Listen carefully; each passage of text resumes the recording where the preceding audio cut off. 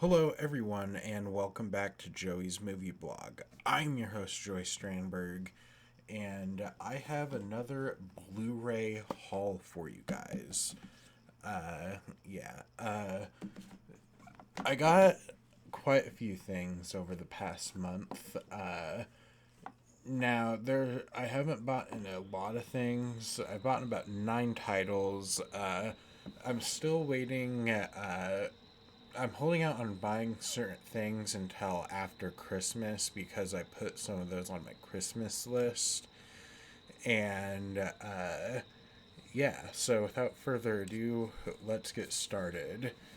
Now, I already bought this movie when it first came out, but I did not get the Steelbook, unfortunately.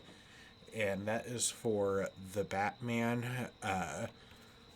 Yeah, potentially my favorite movie of the year. It's between this and Everything Everywhere All at Once. Wanted to get the 4K Steelbook book to it to have, uh, you know, I have to own up to my humility. Uh, if I'm going to have a steelbook for Batman and Robin, I need to have a steelbook to this one. Even though I don't have a steelbook to my favorite one, which is The Dark Knight. Next up is a classic movie that was released on 4K, and that is Casablanca. This is such a great movie. Didn't even own it on Blu ray. I went grocery shopping for my mom, and I stopped by electronics and saw this. It should also be noted I didn't get a whole lot on Black Friday. I think only 2 of these are from Black Friday, but yeah.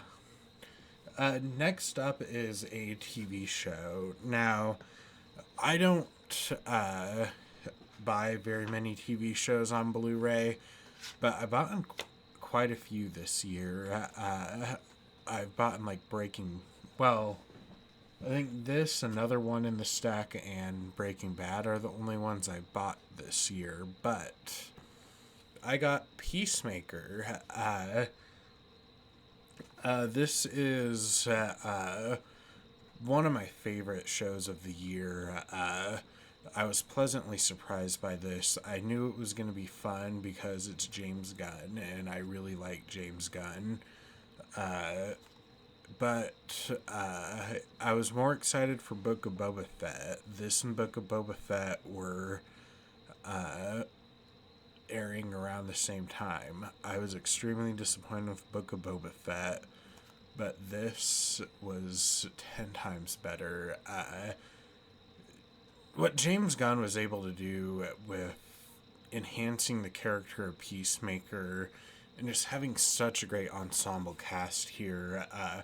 Vigilante was a standout, and yeah, I can't wait for whatever season 2 is going to be with all the. There's just a lot of crazy stuff going on at DC at the moment, you know. I'm hoping that this new James Gunn verse pans out well, even though I'm kind of bummed about the Henry Cavill news from a couple days ago. Next up is another one of my favorite movies of the year, Pearl. Mia Goth. This is performance of the year, in my opinion. She did such a great job, and that 9-minute monologue is just Oscar worthy. Now, this is a nostalgia pickup.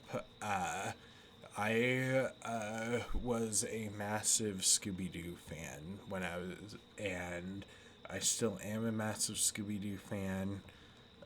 I saw they had this at Walmart one day. I just had to. Uh, I love Scooby Doo so much. And I cried seeing the Blu ray transfers because of how beautiful it looks. Next up is a trilogy I've been wanting to get on 4K for a while. Couldn't find it last year, surprisingly, even though I know exactly why. that is the Spider-Man trilogy on 4K Ultra HD, the Sam Raimi movies. Spider-Man 1 and 2 are some of the best comic book movies of all time.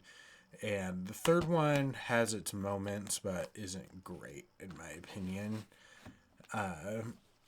Yeah, and it was awesome seeing Toby again. I should probably get the Andrew Garfield movies and Homecoming on 4K sent to just complete out the set. And these two go together. The Top Gun movies. I'm not the biggest fan of the original Top Gun. I think it's a fun movie, but I don't think it's aged all that well. But Top Gun Maverick is one of my favorite movies of this year. Just the filmmaking and everything is phenomenal, and I was very pleasantly surprised by the story they were able to craft, and the fact that Tom Cruise has so much clout that he could get all these actors in a jet plane and like take them to flight school and actually get real shots of them flying planes. Just the dude is going to die making a movie. And last but not least, one of my favorite movies of all time, Warrior. Just this movie is so emotional.